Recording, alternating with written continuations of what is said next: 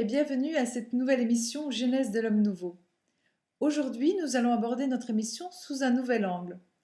En effet, lors de l'enregistrement, Charles nous surprend en décidant de nous interroger par rapport à notre vécu.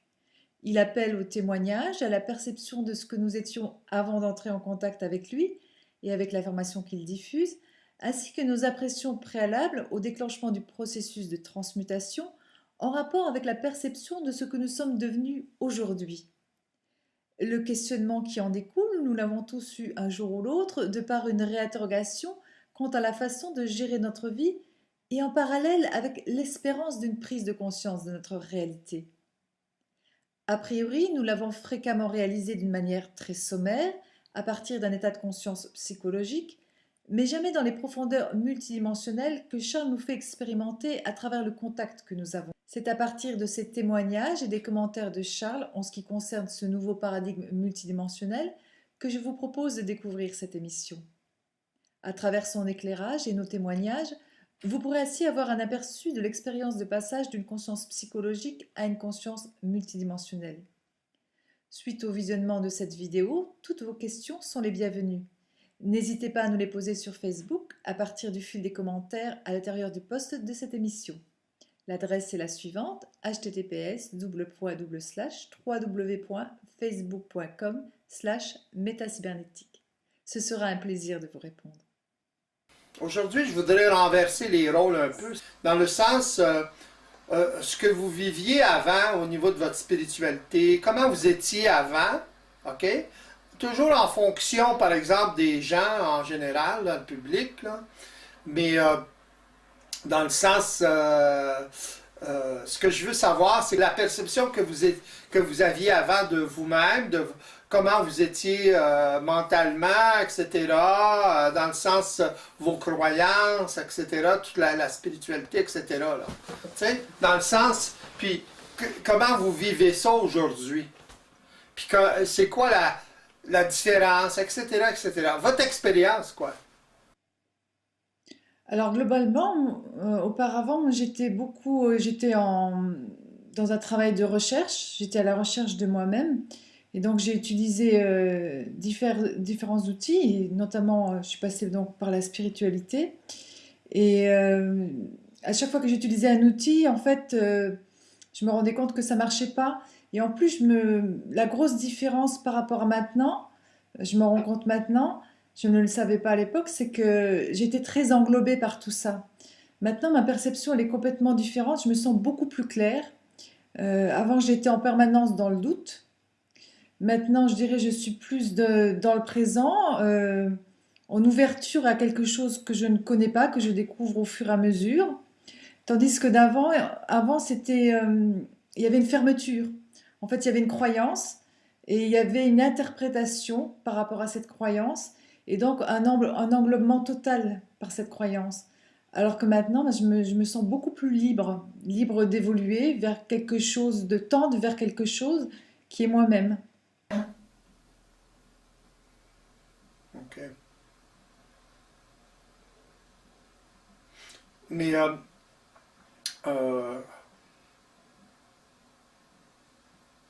comment, oui, au niveau de la liberté, là, comment tu te sens aujourd'hui comparé avant, justement? Tu sais, dans le sens, c'est quoi, qu'est-ce que tu vois comme différence? Pas Ben, avant, particulièrement, mais en général, oui. ben, il me semble qu'avant, je me pensais libre alors que je ne l'étais pas, tout simplement, et que maintenant, je vois ce qui me maintient prisonnière, je vois ce qui me menotte quelque part, donc c'est beaucoup plus facile pour moi d'être libre maintenant. OK. Mais qu'est-ce qui te faisait croire ces choses-là?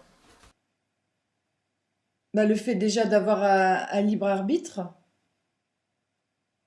De croire que tu as un libre arbitre. voilà, je croyais que j'avais un libre arbitre, je croyais que je pouvais décider de ma vie comme je l'entendais, alors que maintenant, je sais que c'est absolument pas le cas. Tu croyais que tu pouvais décider de ta vie comme tu l'entendais, malgré que tu avais des problèmes, toutes sortes de problèmes physiques, etc.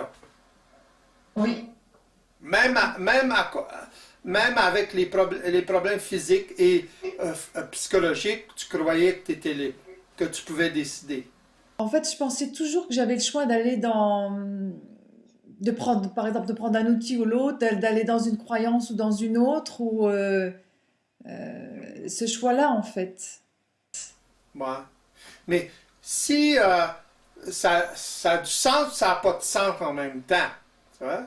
Dans le sens que si tu croyais que tu étais libre, que c'est toi qui prenais les décisions, mais que tu souffrais de la vie physiquement et mentalement, il y a quelque chose qui ne marche pas là.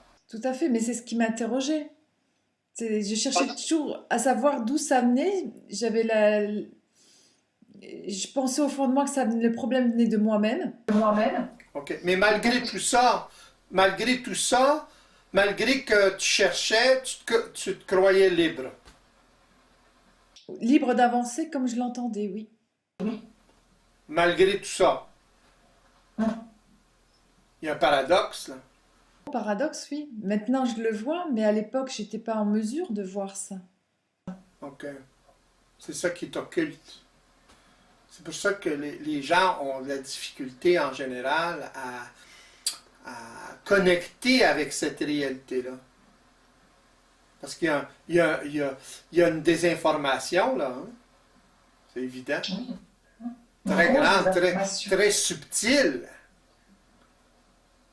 Parce que ça n'a pas de sens, là.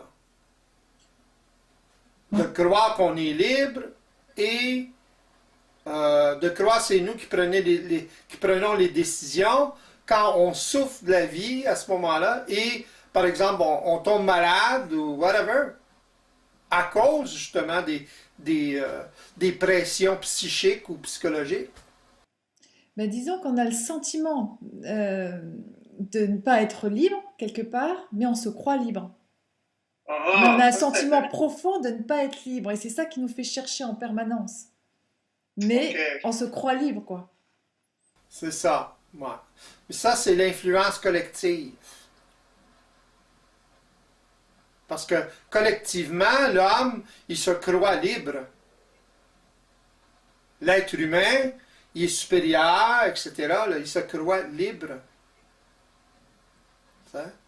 Puis vu que tant que l'ego fait partie de la race humaine, psychologique, si vous voulez, ben à ce moment-là, tant qu'il adhère à cette collectivité humaine-là, avec ces principes-là, ou cette base-là, ou cette prémisse-là, à ce moment-là, ben, il vit cette désinformation-là. C'est bizarre.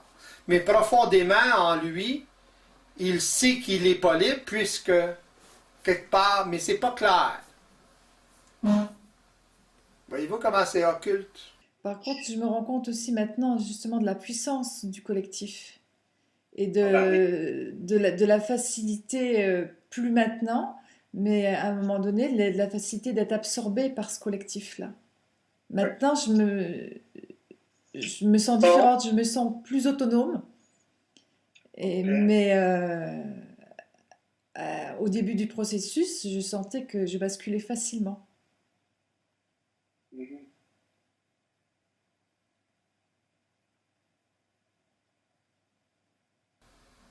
Et toi, Nathalie?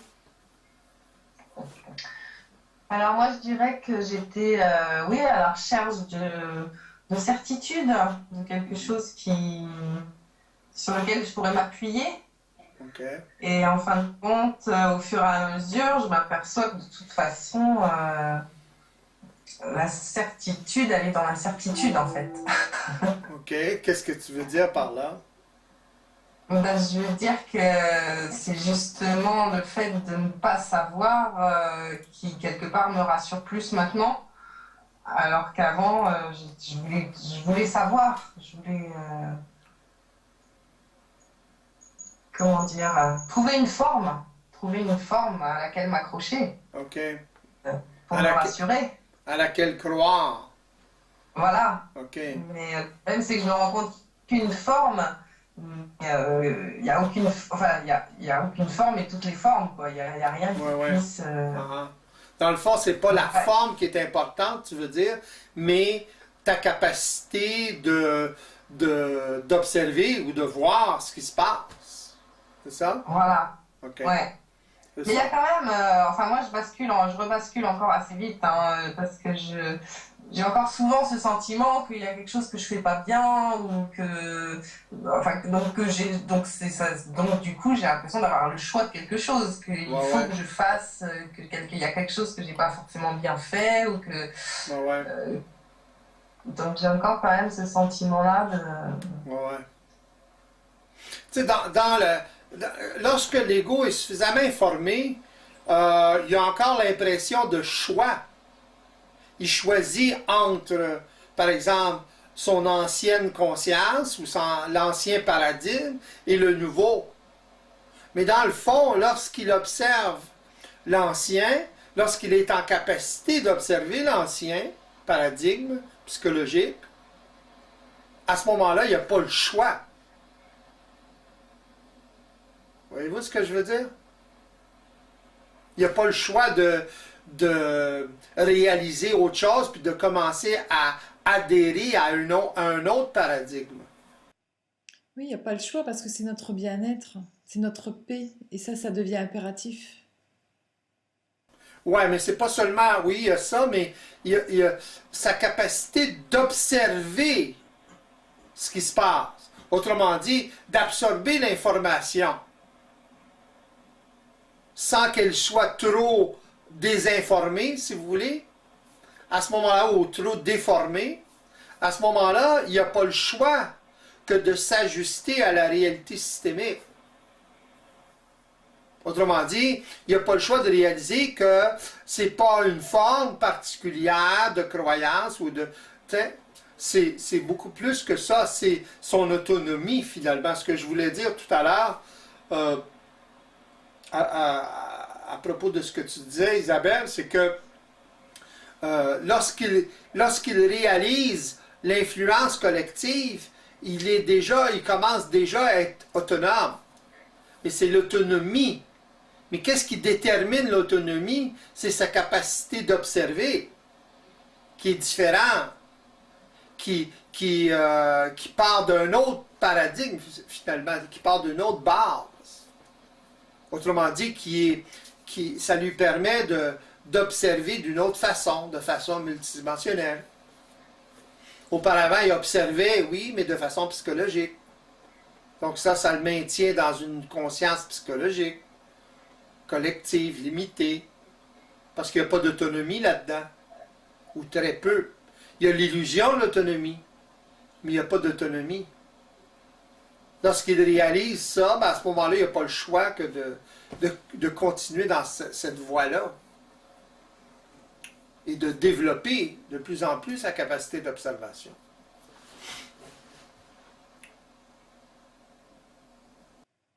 Puis à un moment, on acquérit une certitude par rapport à ça. Oui, ouais. Lorsque l'expérience est suffisamment accumulée, oui, exactement. Ouais.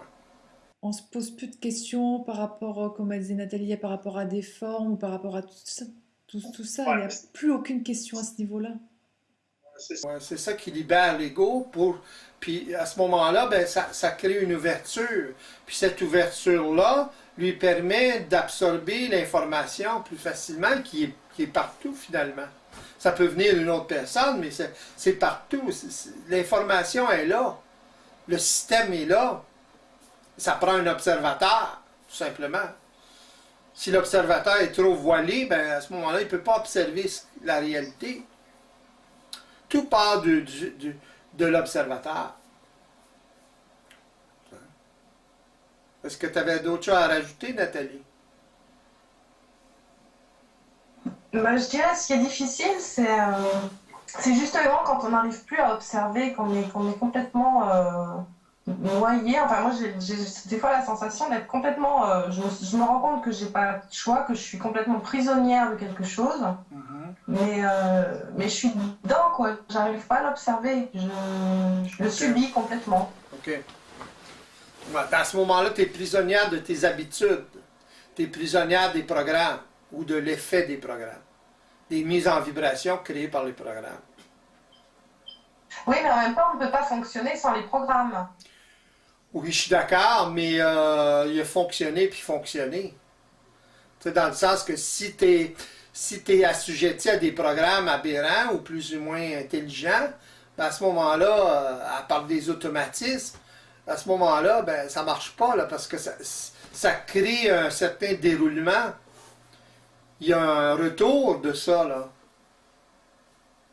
Et le retour, c'est ça que l'ego trouve désagréable.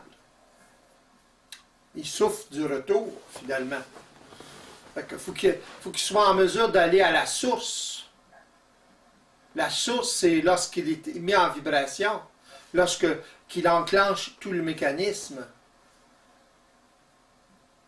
lorsqu'il acquiesce aux justifications, aux bonnes raisons qu'il a d'agir d'une certaine façon.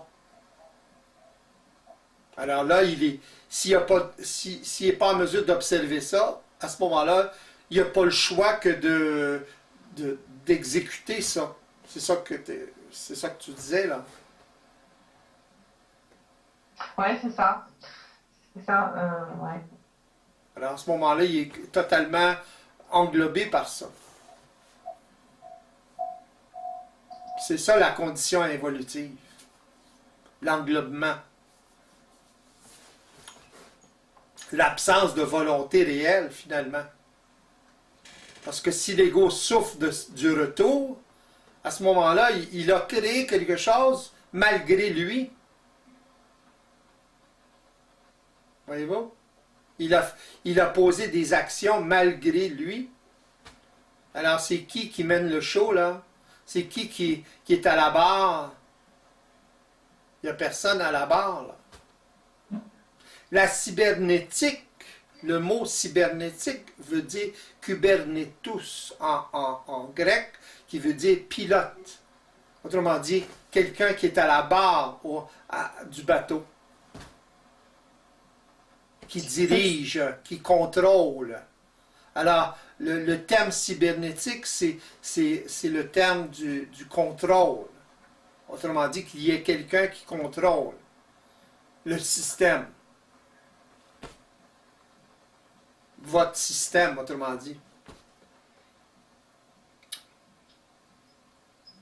Oui, Isabelle? Non, je disais, en fait, c'est comme ça qu'on se sent beaucoup plus en sécurité, en fait.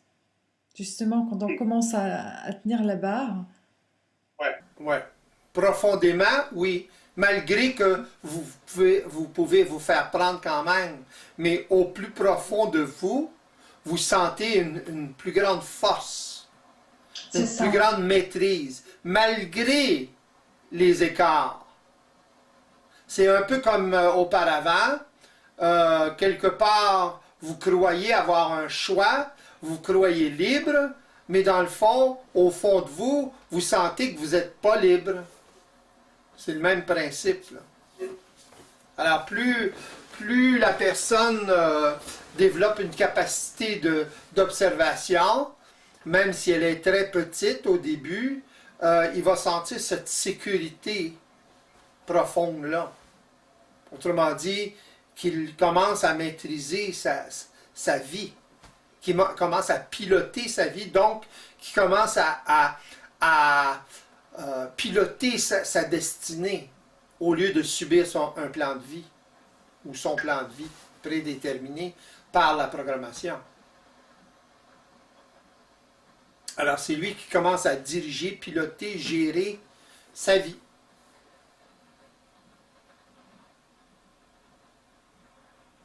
Oui, mais avant d'en arriver là, on est quand même complètement...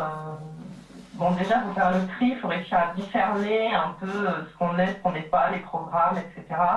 C'est très difficile de savoir qui contrôle, enfin, parce qu'en fin de compte, comment on peut savoir si c'est les programmes qui ont pris le contrôle ou l'identité réelle qui a pris le contrôle? Enfin, c'est très, ben ça fait partie du processus.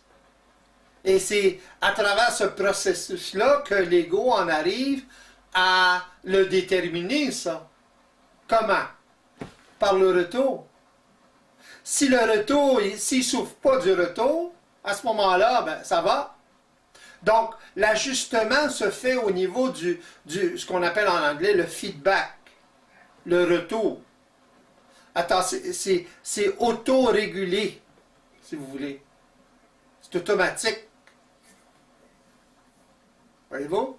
En autant que l'ego est en mesure d'observer ce qui se passe. En autant que l'ego est dans le processus de transformation. Voyez-vous? Alors même au début, lorsque une personne dit ce que vous dites, par exemple, bon ben, ça n'a pas d'importance. Il est quand même en mesure de discerner certaines choses, puis de développer ce discernement-là, en rapport avec s'il est dans sa volonté réelle ou s'il est dans sa volonté, dans la volonté des programmes. Il va le savoir éventuellement. Il s'en doute, probablement. Voyez-vous? Mais ça fait partie du processus. C'est normal. Une fois que la personne commence le processus, elle développe cette capacité-là. C'est ça le processus d'ailleurs. Encore là, c'est une observation. C'est une capacité de l'observer, d'observer la différence. Voyez-vous là? Ça vous donne une mesure du développement en vous de votre capacité d'observation multidimensionnelle et à quel point vous êtes encore assujetti à l'observation psychologique. C'est très important de savoir ça. Voyez-vous? De savoir que ça vous donne une mesure, puis d'être en mesure de le voir ou de l'observer. Ça vous situe. Si vous êtes capable de faire ça par vous-même, c'est beaucoup. C'est là que ça commence. Parce qu'automatiquement, vous allez vous ajuster. Vous n'irez pas dans le sens, par exemple, volontairement, dans le sens de la souffrance, c'est évident. Voyez-vous? La survie est basée là-dessus. L'instinct de survie. L'animal, il ne va pas se jeter dans la gueule du loup. Voyez-vous? Son instinct de survie l'empêche de se jeter dans la gueule du loup. Ou du serpent, whatever. C'est comme ça que ça fonctionne. Ça ne fonctionne pas comme l'ego croit que ça fonctionne. C'est ça le problème.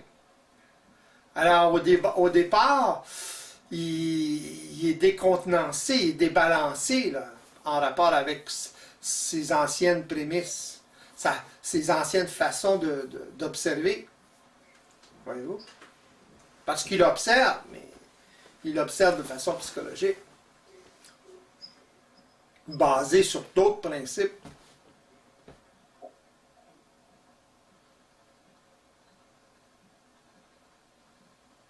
C'est normal au départ que l'ego soit un peu mélangé, qu'il ne sache pas. C'est un bon signe d'ailleurs. Ça le situe dans le milieu. Au moins, il est en progression. Au moins, il n'est pas totalement englobé par sa condition évolutive. Voyez-vous? Il y a un désenglobement, si vous voulez. Il y a un certain désenglobement si l'ego, il ne sait pas. Mais disons qu'au départ, il y a beaucoup de désinformation. Parce Oui, qu'on tout à fait. on prend de la distance, mais il y a encore de l'interprétation. Et ça dure un bon moment avant que ça se dissipe, tout ça. Oui, c'est normal, ça fait partie du processus. C'est quand on fait de nouvelles réalisations, en fait, qu'on s'en rend compte. Parce qu'avant, on n'a pas possibilité de s'en rendre compte. Oui, il y a ça, il y a les réalisations, mais il y a le retour aussi. Voyez-vous? Le retour de vos actions, le retour de vos réactions. Une personne qui est en processus d'éveil, si vous voulez, ou dans le processus d'absorber une certaine information, en processus de développement d'une autre façon d'observer, si vous voulez, à un moment donné, il commence à se servir des retours, du feedback pour s'ajuster justement. Voyez-vous? Alors, il développe sa capacité d'observation d'autant plus. C'est toujours une question de retour, de feedback, constamment. Alors, l'ego, il s'ajuste là-dedans. Il en vient à développer un certain discernement, différent du discernement purement psychologique. Au début, ça lui semble paradoxal, ça lui semble contraire à ses habitudes, c'est évident. C'est pour ça qu'il y a tant de résistance. La résistance provient de ses anciennes habitudes ou de ses habitudes. Alors.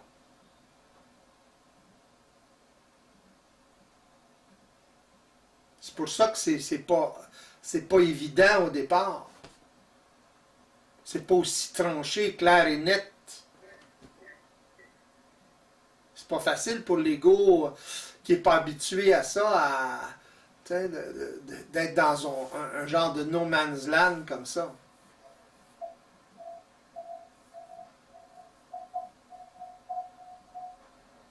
C'est avec ça que les gens ont de la difficulté. Puis pour le public en général, ben, s'il n'y a pas de forme précise, spécifique, à ce moment-là, ben, ils ne peuvent pas s'accrocher à des formes, donc c'est pas très populaire. Voyez-vous? S'il y aurait des formes spécifiques, particulières, à ce moment-là, ça risquerait d'être plus particulier ou plus populaire, je veux dire.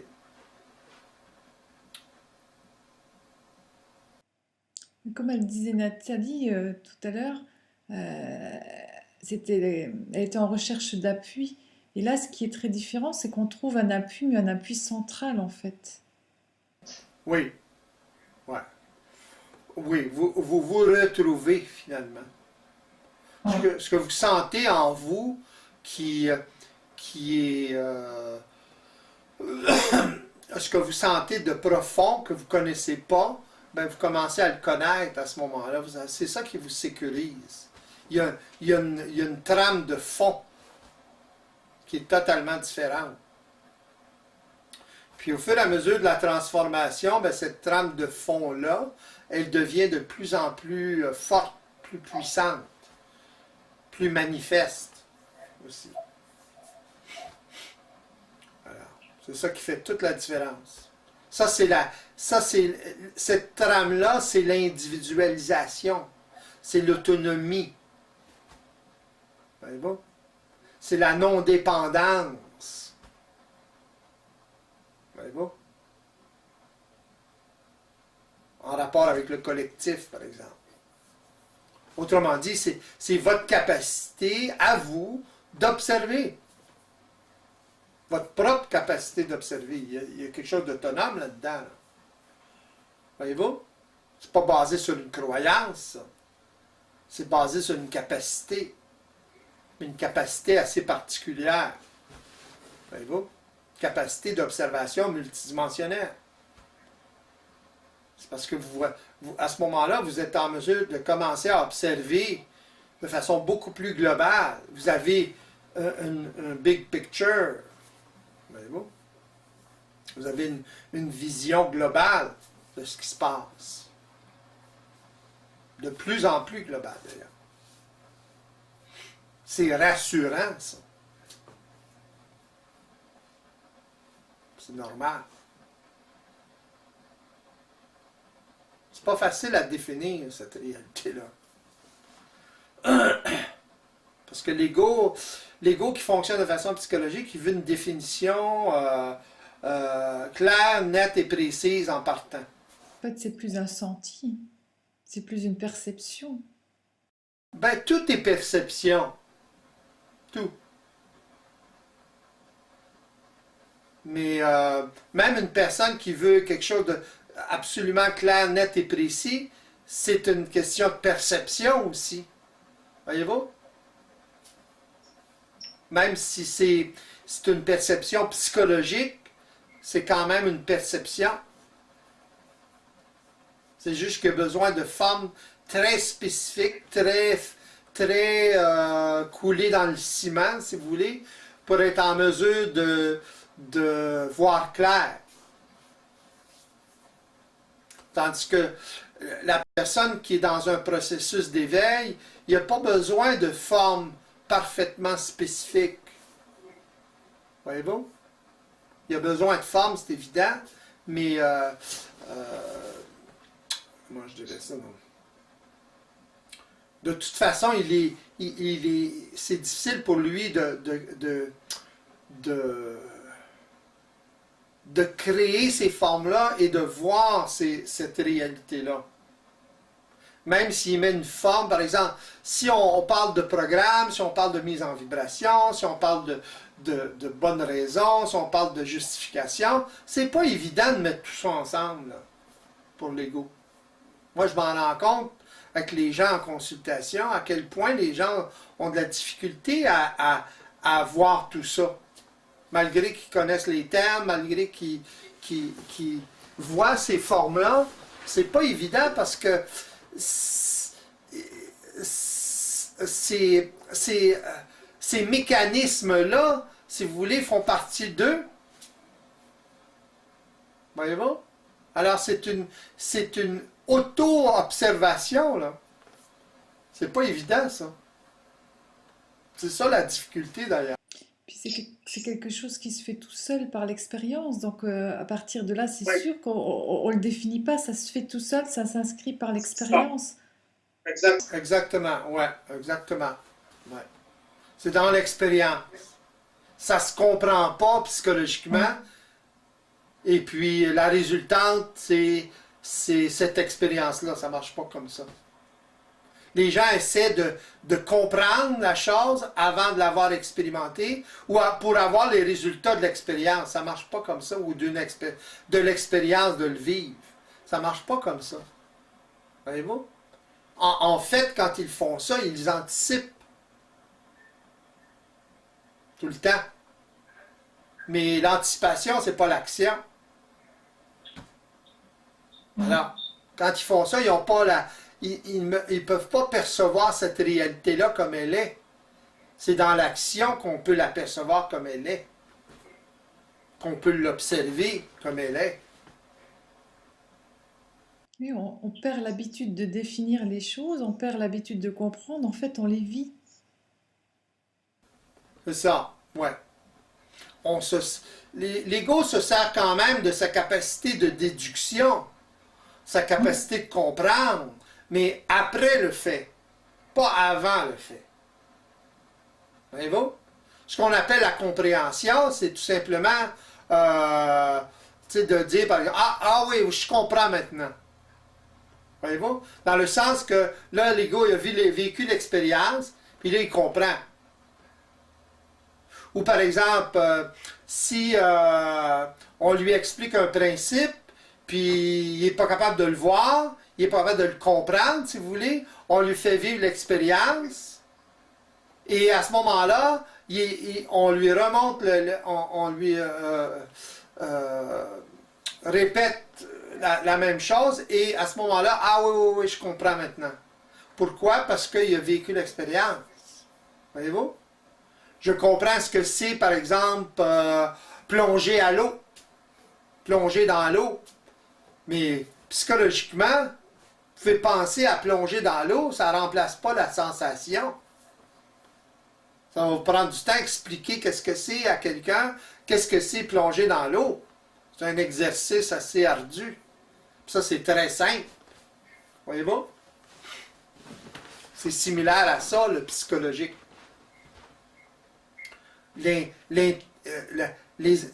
L'intellectualisation, si vous voulez, c'est ça que ça veut dire.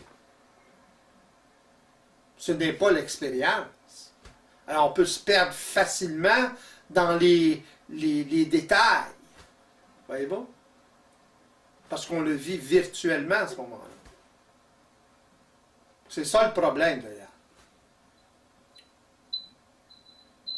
Oui, c'est ça. Ce que je trouvais difficile, c'est en fait, pour avoir cette vision globale, c'est qu'en fait, on est obligé de fonctionner à travers les formes. Et donc, c'est ça qui est pas facile de réussir à tout englober pour avoir cette vision globale. Ouais. Qu'est-ce que tu veux dire à travers l'effort?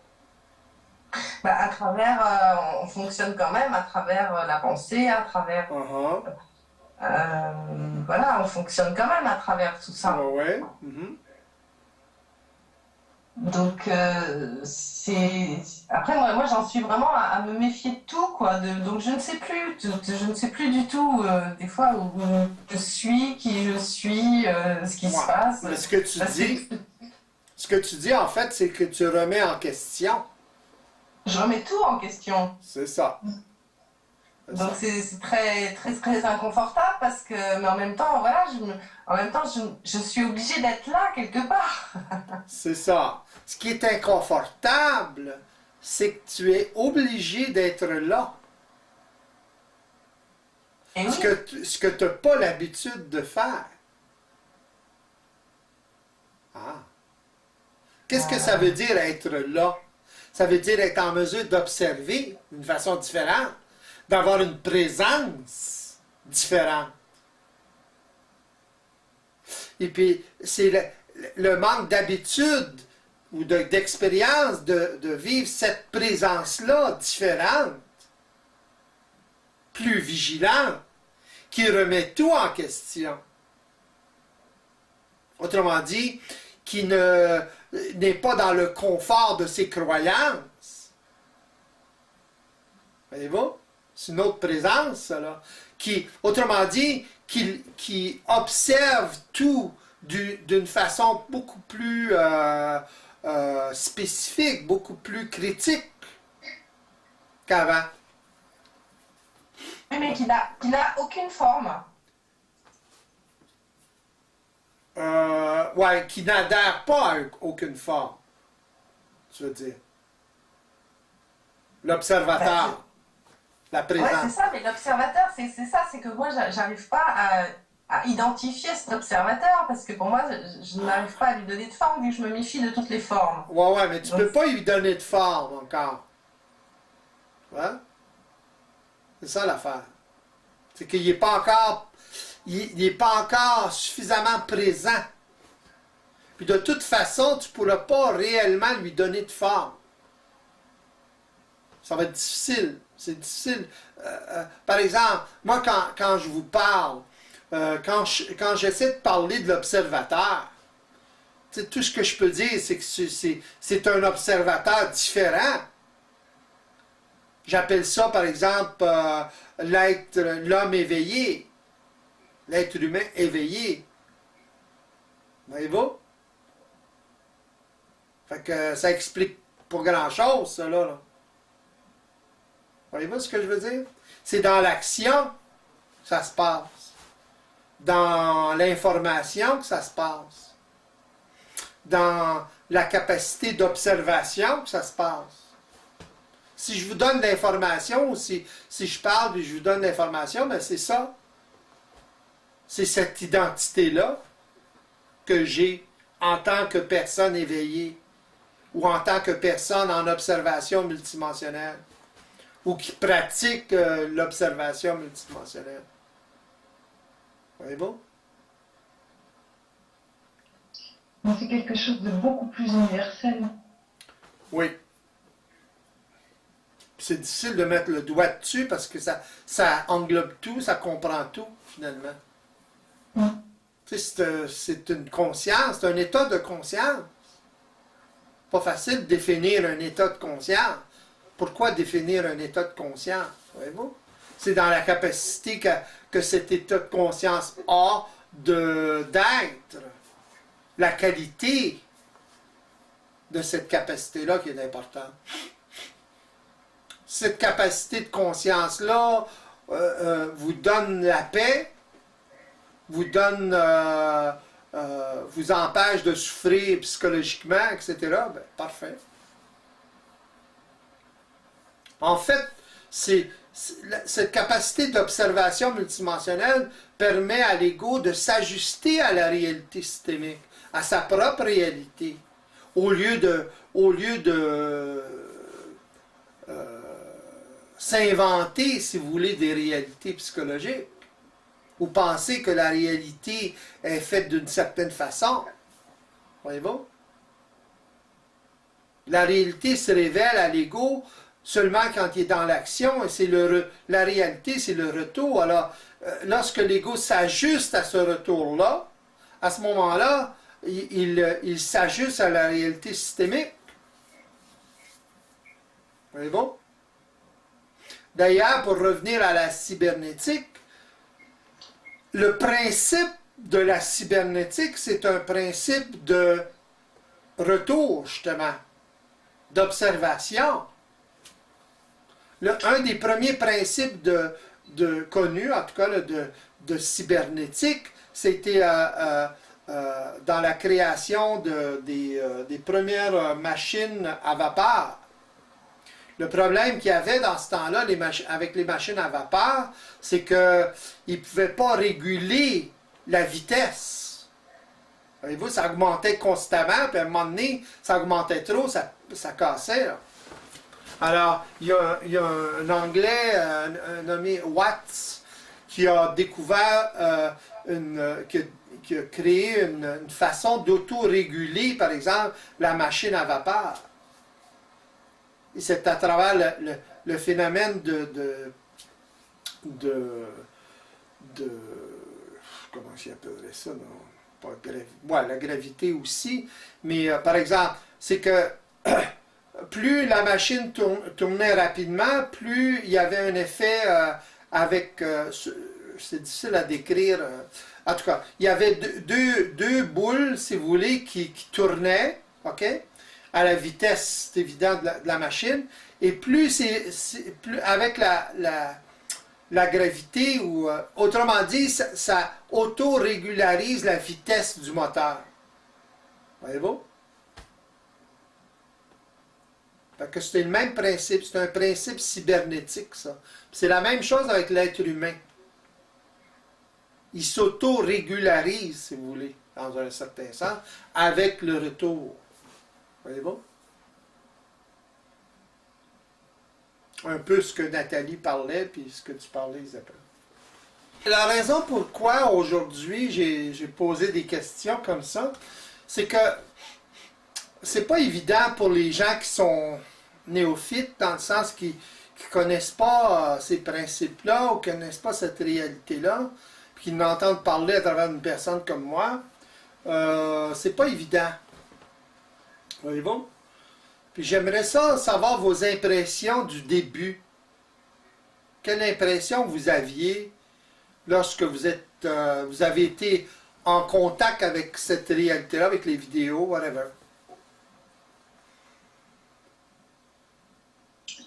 Tout au début, quand j'étais en contact au niveau des vidéos, j'avais le sentiment de recevoir un message beaucoup plus clair que le message qui m'était donné à travers les différentes formes de croyances, en fait. Il y avait quelque chose qui me parlait quoi, je ne savais pas, mais j'avais le sentiment que ça parlait exactement de la même chose, mais avec beaucoup plus de clarté. Ah, ok. Mhm. Et plus de simplicité aussi. Ok. Et qu'est-ce qui a fait que c'est ça qui a fait que ça t'a attiré, quoi? Oui, il y avait quelque chose, il y avait un senti profond, comme quoi c'était là qu'il fallait aller, c'était juste, voilà, tout simplement. C'est aussi quelque chose de beaucoup plus simple, de moins voilé, oui, beaucoup plus simple. Ok. Puis qu'est-ce qui a fait que, au début, tu avais des hésitations ou des résistances? Bah, l'emprise de toutes les croyances que j'avais, l'attachement à toutes les croyances que j'avais. OK. Mais en rapport avec quoi? Est-ce que c'était en rapport avec ce qui était parlé? Non, je dirais c'est plus une globalité. Il y a une incertitude, on ne sait pas où on met les pieds. OK. Malgré ce que tu disais tout à l'heure. Oui. Ça? Mais ce que je disais tout à l'heure, c'est vraiment ce sentiment profond qui m'a toujours tenu depuis le départ. Uh-huh. Puis malgré tout ça, malgré ce senti profond-là, que c'était simple, etc., ça répondait à des questions, etc., il y a quand même eu cette hésitation-là, puis cette résistance-là, c'est ça? Oui, parce qu'il y a une opposition très forte par rapport à toutes les croyances que je pouvais avoir. Il y avait quelque Ah, chose qui tirait dans l'autre sens, ah, ok.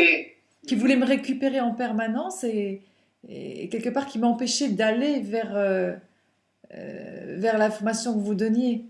J'étais très attirée, mais il y avait toute cette grosse, je dirais, résistance qui me retenait ou et qui s'opposait par moments très fort à Ok. l'information que j'absorbais. Moi, je Ok. peux, Et aujourd'hui, comment vous le percevez, ça?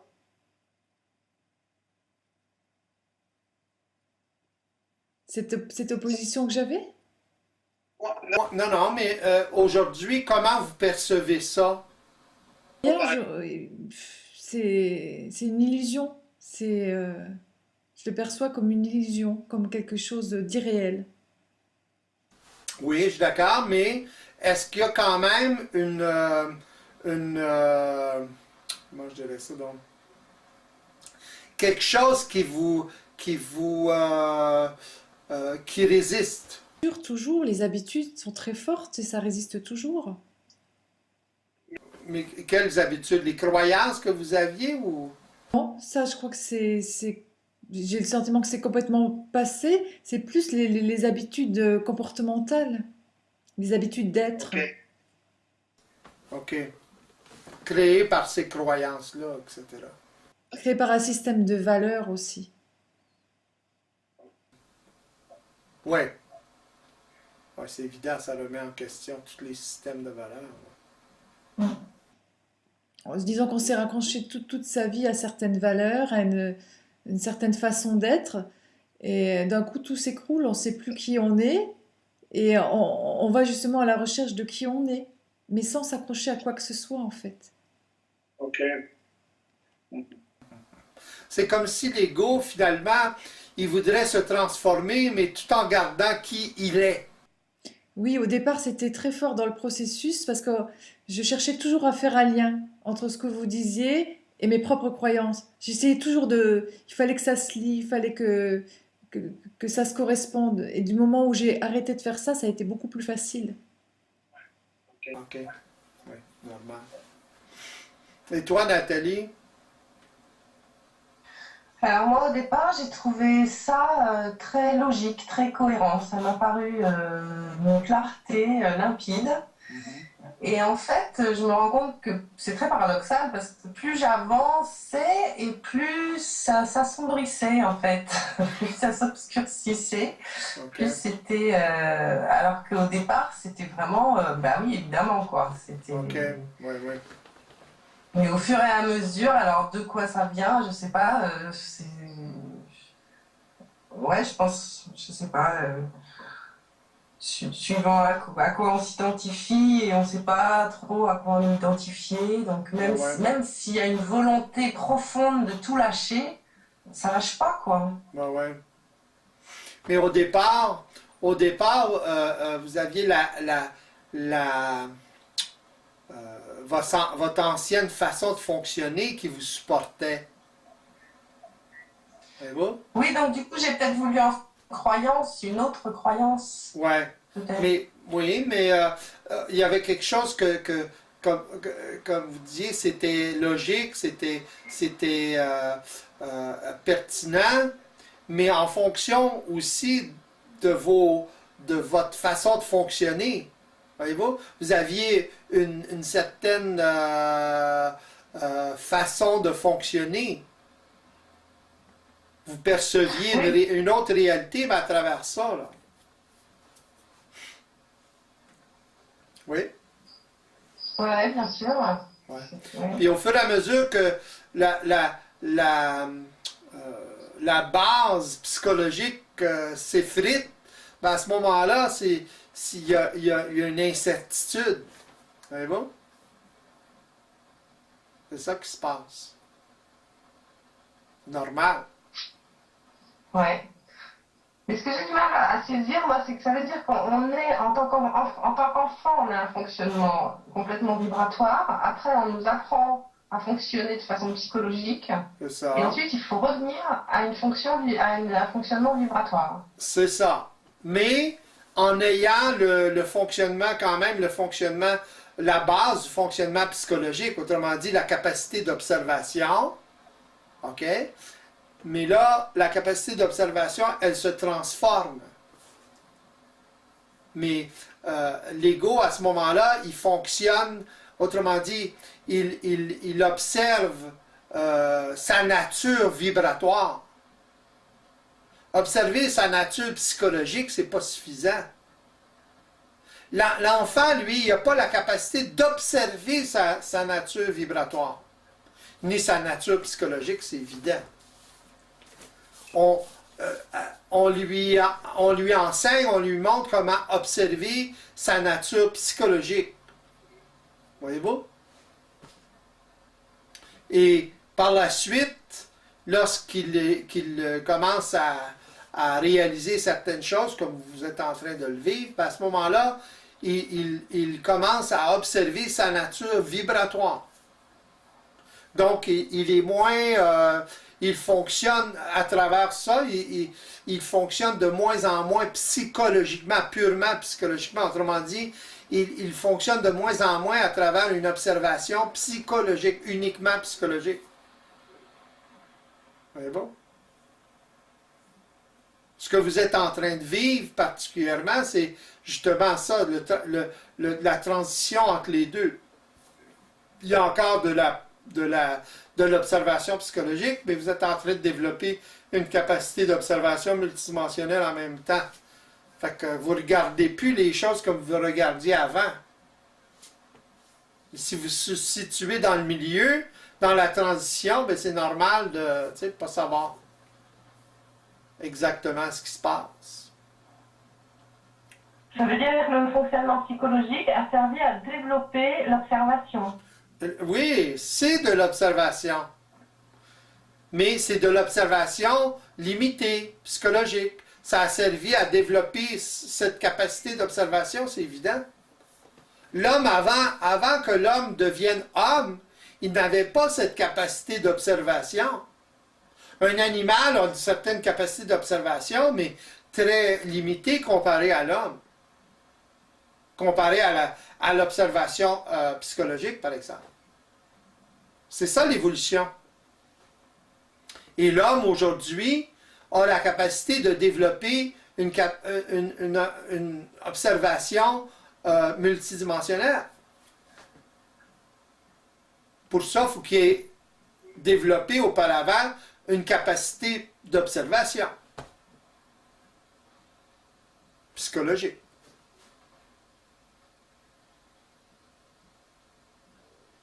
Mais ce qui le force à développer une capacité d'observation multidimensionnelle, c'est la souffrance qu'amène l'observation limitée, l'observation psychologique limitée.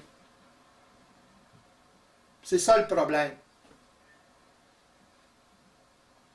En plus, il y a un principe dans l'évolution, c'est un principe de... en anglais, on appelle ça containment, dans le sens que c'est difficile pour les entités biologiques, si vous voulez, dans une certaine race, de sortir du courant évolutif.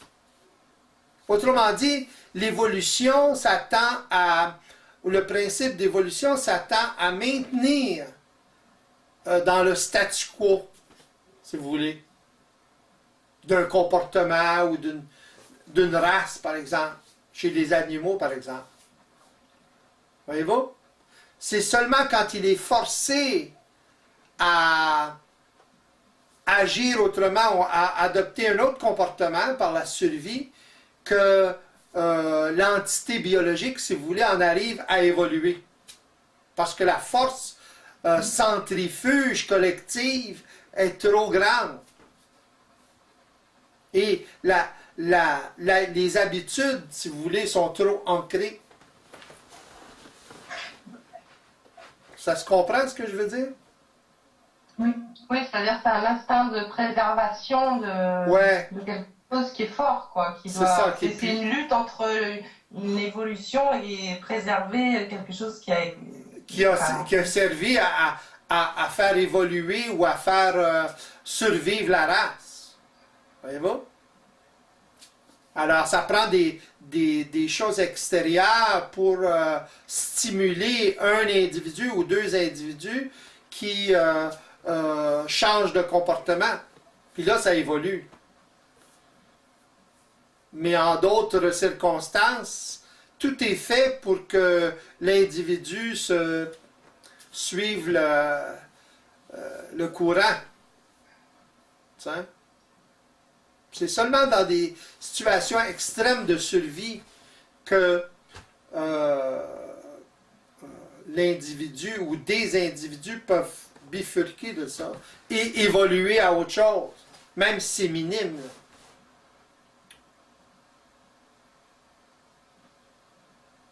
Donc on peut l'assurer en se disant que qu'on peut lâcher, tout ce qu'on a appris en fait depuis toujours, tout ce qu'on nous a appris, on peut le lâcher en fait. Oui. Mm-hmm. Mm-hmm. Parce que tout ce qu'on vous a appris jusqu'à maintenant, c'était basé sur le principe de réductionniste. Autrement dit, hiérarchique. Voyez-vous? La base, c'est ça. La base de la civilisation, d'ailleurs, c'est ça.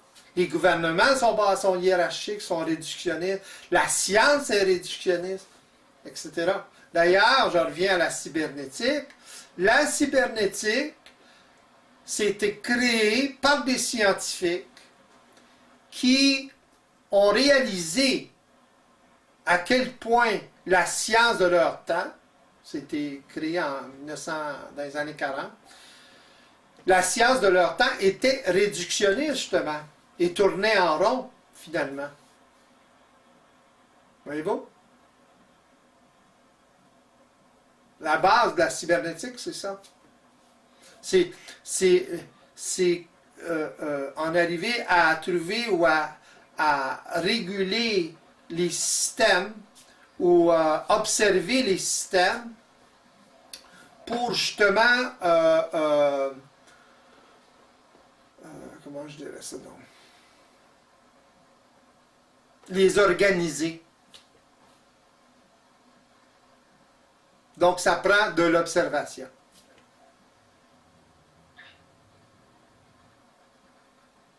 Parce que là, ce que je ressens comme un gros problème, c'est un problème de sens. J'ai l'impression qu'il n'y a plus rien qui a de sens. Oui, c'est pas le même sens. Le sens multidimensionnel, c'est évident que c'est différent du sens psychologique. C'est ça le problème. Là, ce que tu es en train de me dire, Nathalie, c'est qu'il y a un conflit, là.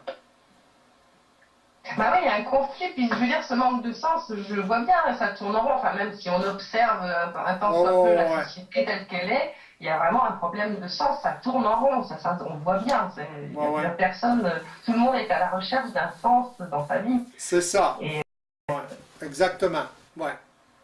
Puis il tente vers la croyance pour essayer de trouver un sens à la vie. Mais le sens de la vie se retrouve seulement, justement, quand l'ego commence à observer d'une façon totalement différente. Le sens de la vie, c'est un sens systémique. C'est la capacité de contrôler le système, ton système, ce qui se passe en toi, etc. Sans ça, ça n'a pas de sens. Ça n'a pas de sens parce qu'à ce moment-là, l'ego est contrôlé par le système. Donc, il subit le système. Fait que pour l'ego, ça n'a pas de sens qu'il souffre du système comme il souffre. Voyez-vous comment le non-sens est lié à la souffrance? Oui, tout à fait. T'sais? Tout à fait. C'est ça. Fait que... Peut-être que ça pourrait être bien de rappeler de comment ça fonctionne ce système. Parce qu'on a beau, des fois, c'est clair, et Ouais, puis d'autres, et puis très vite, c'est réabsorbé, c'est complètement confus. ouais. Et je pense que ça vient, le sens vient justement de la clarté de cette compréhension de comment ça fonctionne, quoi. Exactement. Ouais. La clarté de comment ça fonctionne est liée à la capacité de l'ego d'observer de façon multidimensionnelle. La clarté vient de l'observation. Voyez-vous? Oui, mais c'est ça qui était important multidimensionnel. Voilà, je commence à intégrer ce que c'est. Et malgré tout, quand j'entends multidimensionnel, ben, c'est pas clair. C'est pas clair, il y a un truc pas clair. Bon, mais c'est normal. C'est normal que ça soit pas clair.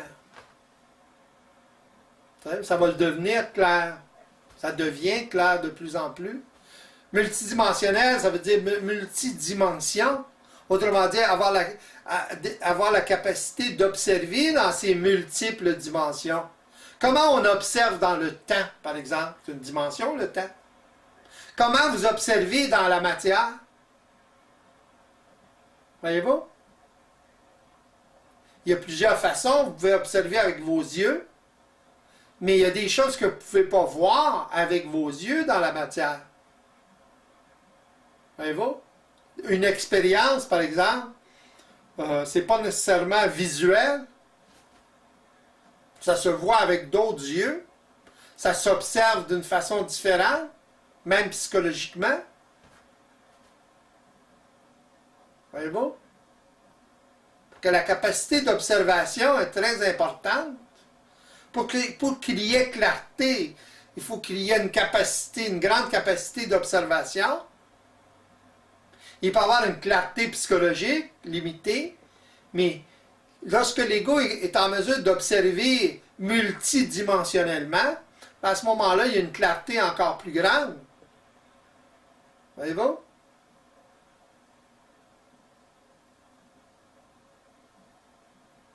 Ça répond à la question? Mais ça veut dire qu'il faut quand même passer par une compréhension psychologique à la base de ce fonctionnement du système. Oui, c'est normal. Vous allez avoir un sens psychologique de ce qui se passe, du système, mais ça ne sera pas suffisant. Puis là, tranquillement, si vous êtes en contact avec une personne comme moi, surtout, ben à ce moment-là, vous allez tranquillement développer un autre sens à travers l'expérience.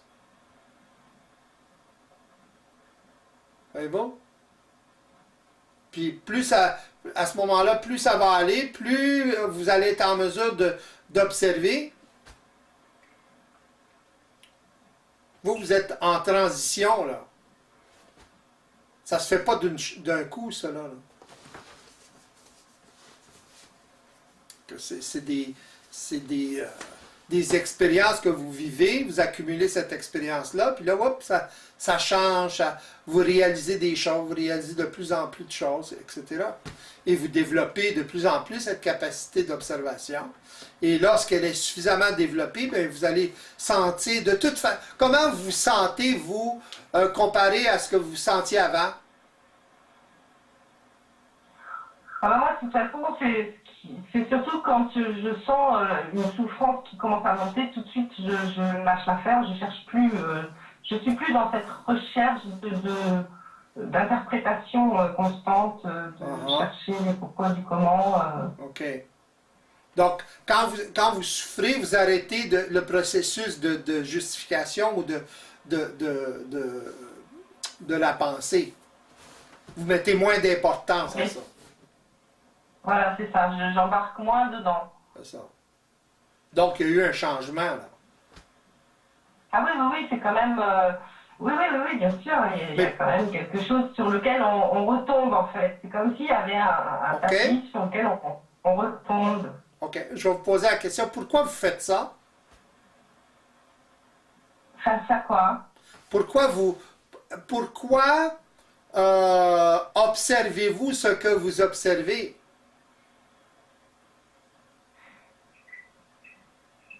Pourquoi j'observe? Au niveau de la pensée, par exemple, vous dites que lorsque lorsque vous faites embarquer à penser des choses, ou comment vous avez dit ça, là, à ce moment-là, ben, pourquoi vous embarquez plus là-dedans?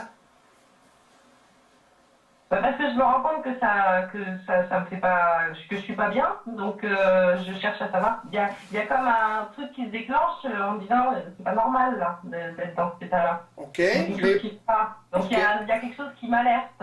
OK, mais auparavant, il n'y avait pas ça. Autant. Ah non, auparavant j'embarquais dans un C'est ça. truc qui augmentait la douleur, enfin, ou la C'est souffrance, ça. Qui faisait monter le truc en sauce et qui allait dans des extrêmes OK, insupportables. OK. Fait que c'est quoi la différence maintenant? Bah maintenant c'est que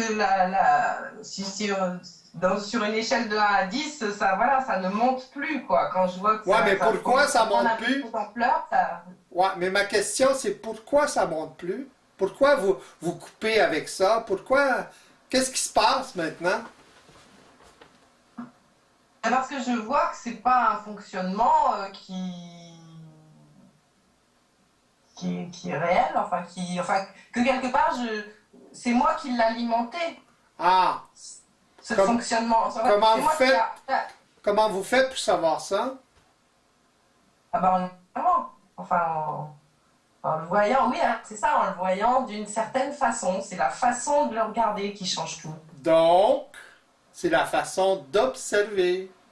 Oui, tout à fait. Bon, ben c'est vraiment- ça. Parce que on peut très bien l'observer, je peux très bien l'observer, mais il faut que ce soit observé d'une certaine façon pour C'est que ça. change quelque chose. Bon, ben c'est ça l'observation multidimensionnelle.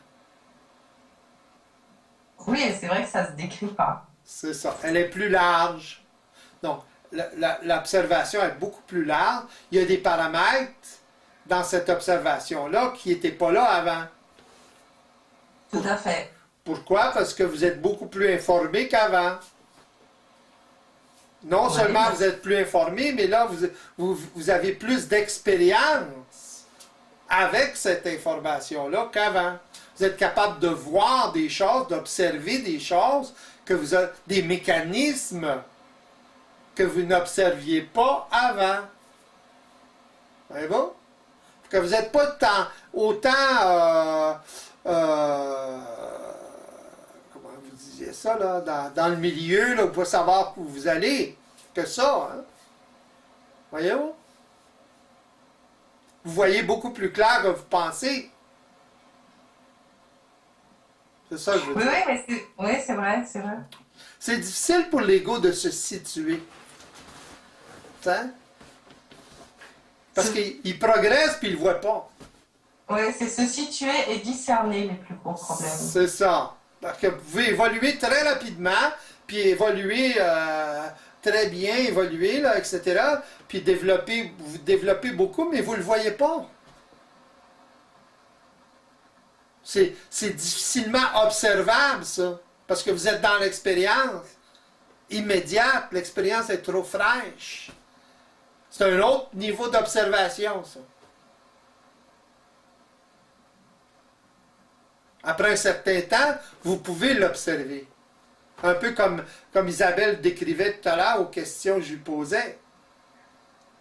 Là, aujourd'hui, elle peut l'observer, mais un mois après, elle n'aurait pas pu observer comme elle observe maintenant. Son expérience passée. Voyez-vous? C'est pour ça que c'est difficile d'observer où vous êtes maintenant. Parce que vous êtes dans l'expérience. On a toujours cette nécessité d'être situé. Toujours. Toujours, c'est très important de se situer. Moi, je fais que ça avec vous autres, de vous situer. Vous remarquez ça? C'est important, je le sais, moi. C'est important. Je vous écoute parler, puis là, ben, je vois que vous ne vous situez pas. Fait que je vous situe au niveau de la conscience différente que vous êtes maintenant. Ben bon, c'est pas évident pour l'ego. Il est dedans. Il est dans l'expérience, là. Tu sais, c'est l'expérience de l'expérience, comme. C'est une méta-observation, là. Ça prend. C'est pas évident, ça. Ce qui n'est pas évident, c'est que des fois, comme les formes sont les mêmes, on a l'impression des fois qu'il n'y a rien qui a bougé. Oui, exactement, oui. Exactement. Exactement. Si on se fie à la forme seulement, oui. Puis vous avez l'habitude de vous fier à la forme. Antérieurement, vous aviez cette habitude-là. Puis vous l'avez encore jusqu'à un certain point. Voyez-vous? C'est ça qu'il faut réaliser. C'est pas évident, là. C'est abstrait. Voyez-vous? C'est de faire du concret avec cette abstraction-là. C'est pas évident. Ça prend l'expérience. C'est pour ça que je voulais parler de ça aujourd'hui, pour donner une idée au public. Qu'est-ce que c'est cette expérience-là? À travers des témoignages. Voyez-vous?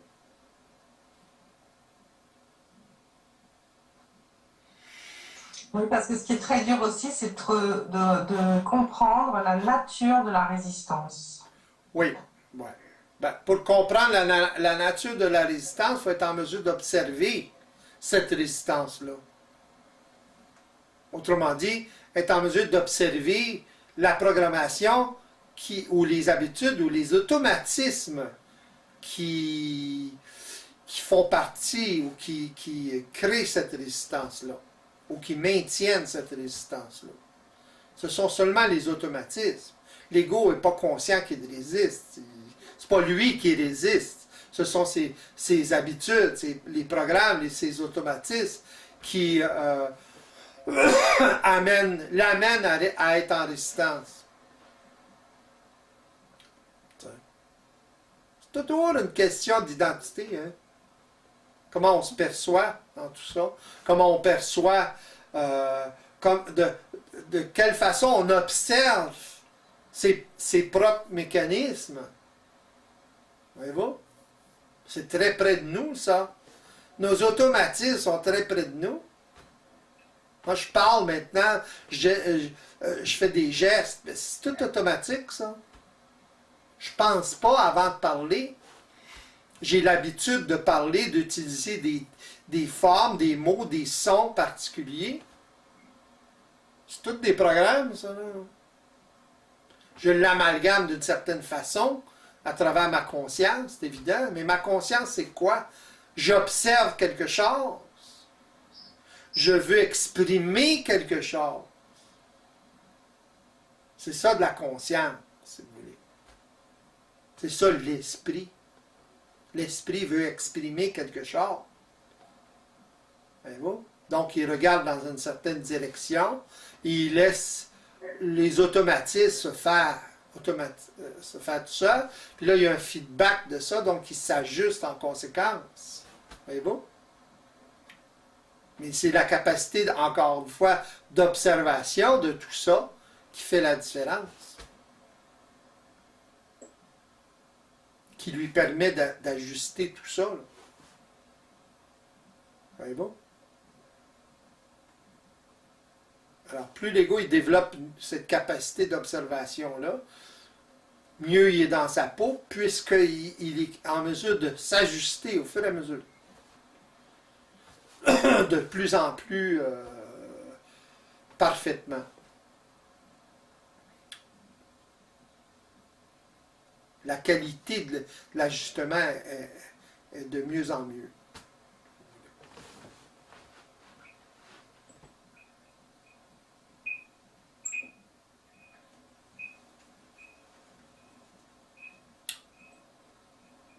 D'autres choses à rajouter?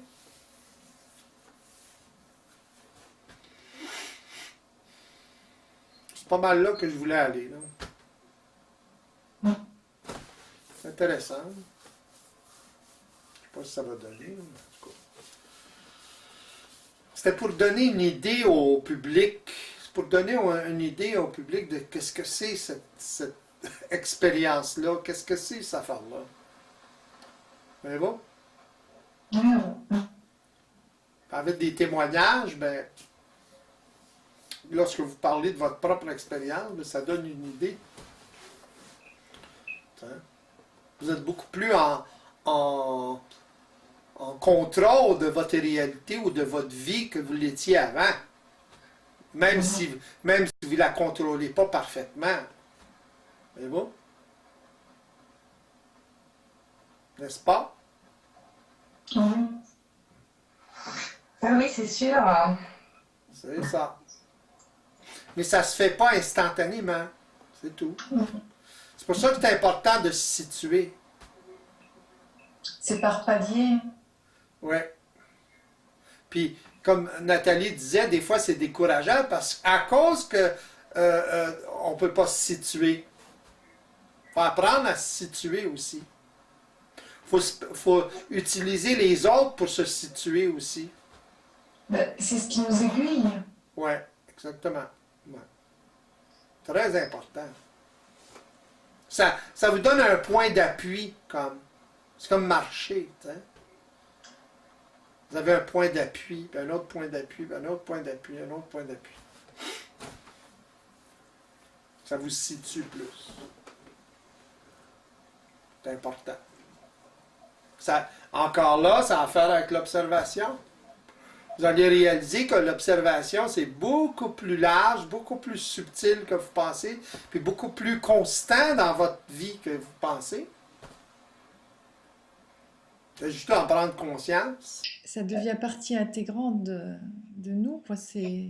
Au départ, je me rappelle, c'était dur, parce que c'était à la rigueur, entre guillemets, pas fatigant, mais presque, c'était C'est normal. une obligation d'observer, alors que là, ça devient, c'est nous, quoi.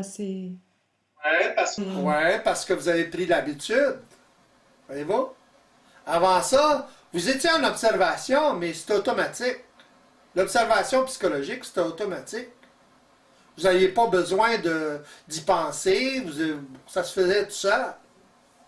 Tandis que l'observation, pour évoluer à autre chose, par exemple, bon ben, faut que vous observiez consciemment, sciemment. C'est là l'effort, si vous voulez, pour l'ego. Parce qu'il n'y a pas d'automatisme encore. Une fois que l'ego développe les automatismes, à ce moment-là, c'est plus facile. Mais il faut qu'il prenne la responsabilité à ce moment-là. C'est ça qui est difficile. Parce qu'il n'a pas l'habitude de sa responsabilité ou de prendre ses responsabilités. Ou de ce que j'appelle sa solitude. Voyez-vous?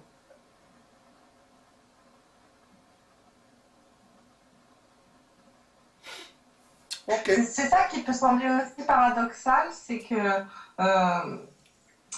en fin de compte, on est en observation alors que pour arriver à être dans un état comme si on était dans une impro permanente, mais que ce soit fluide, quoi. Mm-hmm. Donc enfin, moi, je me suis rendu compte qu'avant, j'étais tout le temps, disons que je calculais tout ce que j'allais dire ou faire. J'étais tout le temps dans une anticipation.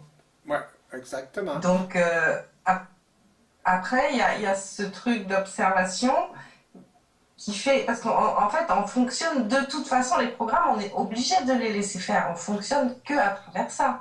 Oui. On peut pas y échapper de toute façon. On Donc, peut pas échapper Oui. Il y a ce dilemme entre le fait d'observer et en même temps de laisser la spontanéité, je sais pas comment je dirais ça, Oui. des programmes. Ben, c'est là que le feedback, le retour est important. Voyez-vous? C'est là que l'observation est importante. L'observation de quoi? Du feedback, du retour.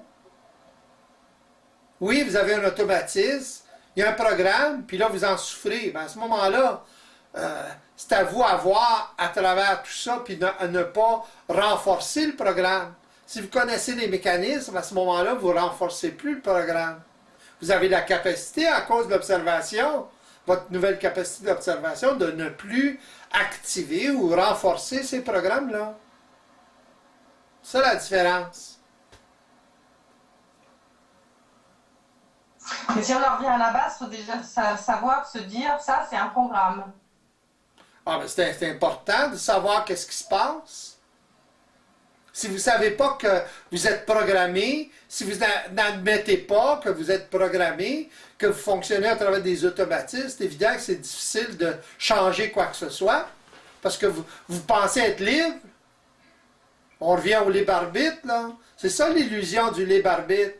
L'homme est programmé jusqu'au bout des doigts, puis il se croit non programmé, c'est lui qui décide, etc., etc. Ça, c'est l'inconscience totale, là. Oui, il y a une conscience, mais à ce niveau-là, il n'y a pas de conscience. C'est bon? Tandis que l'homme nouveau, lui, il sait qu'il est programmé, il sait qu'il fonctionne à travers des automatismes, il en profite, justement. Il est conscient de ça. C'est lui qui est à la barre de ces automatismes, de ces programmes. C'est lui, justement, qui commence à décider là, lequel il va renforcer, lequel il va laisser passer, lequel il va créer. C'est différent, là. C'est ça l'éveil. Mais pour ça, il faut qu'il sache comment ça fonctionne, il faut qu'il soit informé, il faut qu'il vive l'expérience, etc. Puis ça prend du temps, c'est évident. Parce qu'il y a de résistance, etc. Il y a de la résistance. C'est à lui à voir à travers la résistance. D'ailleurs, les premières manifestations de l'observation multidimensionnelle, c'est en fonction des résistances. Lorsqu'il est en mesure de voir ces résistances-là, il est en mesure de voir les mécanismes multidimensionnels. Voyez-vous le rapport, là? Alors, à ce moment-là, ben, c'est comme ça qu'il apprend. Toujours à travers le retour, le feedback. Il s'ajuste continuellement à travers ce retour-là, ce feedback-là, s'il est en mesure de l'observer. S'il n'est pas en mesure de l'observer, c'est différent. Il est inconscient de ça. OK, on va terminer là-dessus. As-tu d'autres choses, non? Non, mais non, c'est vrai que c'est difficile et je pense que ça doit. Je veux dire, je veux bien accepter l'idée qu'on n'a pas le choix. Et rien que. Mais c'est difficile à intégrer ce truc qu'on n'a pas le choix. Ouais. Ouais. Mais lorsque l'ego est en contrôle, en gérance de son énergie, de ce qui se passe, ben il n'y a pas besoin de ça. C'est ça pour lui la liberté. La liberté pour lui. Pardon? Je suis d'accord, mais c'est vrai que très vite, il y a des moments où ça me paraît bien, tout à fait oui, bien sûr, et d'autres moments où on retombe dedans et on se dit, mais c'est pas possible, quoi. Oh, ouais, c'est normal. Mais là, vous retombez dans la souffrance. Voyez-vous? C'est ça qui va me permettre de discerner les deux. Puis de développer tranquillement. Plus ça va se développer, moins vous allez avoir besoin de l'illusion du libre arbitre. Là. Parce que vous allez être de plus en plus libre de quoi? Des mécanismes de la programmation. Vous ne les éliminerez pas, mais vous allez être beaucoup plus libre parce que vous allez être en mesure de les utiliser au lieu d'être utilisé par ces mécanismes-là. L'homme actuel se fait utiliser par les mécanismes. Pas lui qui utilise les mécanismes. Il est victime des mécanismes. Parce qu'il n'est pas en mesure de les observer. Il ne veut même pas les observer. Il ne veut pas même admettre que ça existe. Quand tout lui démontre tous les automatismes qu'il a. Mais il veut se croire presque comme un dieu. Ça fait partie du mythe humain, ça. Il veut tellement se séparer de l'animal qu'il se croit surhumain. Il ne l'est pas encore surhumain. Il est beaucoup plus près de son animalité qu'il croit. C'est seulement quand il commence à développer un autre sens d'observation qu'il devient beaucoup plus surhumain.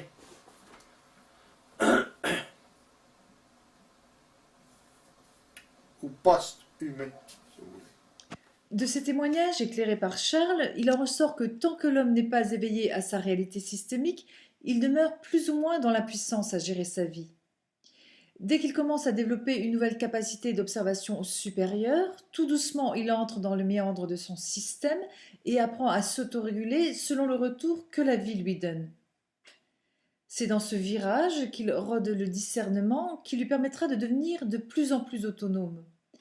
Il en arrive ainsi à s'instruire de ce qui vient de la volonté de ses programmes et de ce qui émane de sa volonté réelle. Tout doucement, il prend la responsabilité de sa solitude et crée ainsi son autonomie. Il devient alors de plus en plus clairvoyant, donc en mesure de se propulser dans une exploration évolutive qui va lui permettre de devenir libre et finalement de trouver le sens de sa vie.